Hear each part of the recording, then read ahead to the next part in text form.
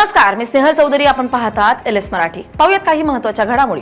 बुलढाण्याच्या संतनगरी शेगावमध्ये पुरुषोत्तम अधिक मासातील कमला एकादशीचा योग. भाविकांची श्रींच्या दर्शनासाठी सकाळपासूनच मंदिर परिसरात मोठी गर्दी. रोहित पवार उद्या सीआयडी कार्यालयात जाणार. अजित पवारांच्या अपघाताविषयीच्या तपासणीची माहिती घेणार. सनदशीर मार्गाने समजत नसेल तर वेगळ्या भाषेने सांगावं लागेल. रोहित पवारांचा सीआयडीला इशारा. नीट पेपरफुटी प्रकरणात सीबीआय कडून आणखी दोघांना अटक. लातूरचे डॉक्टर आणि पुण्याचे प्राध्यापक अटकेत. नीट प्रकरणात अटक केलेल्यांची एकूण संख्या 13. वाशिम जिल्ह्यात खरीप पूर्वी डीईपी युरियाला शेतकऱ्यांची पसंती. इतर खतांचा साठा विक्रेत्यांकडे पडून विक्रेत्यांची चिंता वाढली. विक्रेत्यांची चिंता वाढली.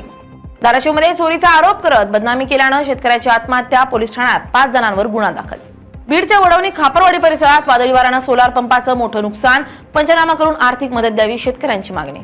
मुंबईच्या मीरागाव मेट्रो स्टेशन परिसरात बेस्ट बस आणि पाणी टँकरची धडक. अपघातानंतर काही काळ परिसरात वाहतूक कोंडी. स्थानिक नागरिक आणि प्रवाशांमध्ये घबराट.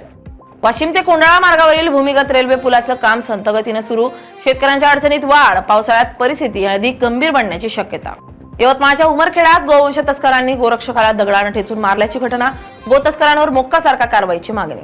बुलढाण्याच्या लोणारमध्ये आकर्षक शिट्टी वाजून पावसाची चाहूल देणारा नवरंग दाखल. पक्ष्यांच्या अंगावर 9 रंगाच्या छटा. शिट्टी पक्षीप्रेमींसाठी विशेष आकर्षण. या होत्या काही महत्त्वाच्या घडामोडी.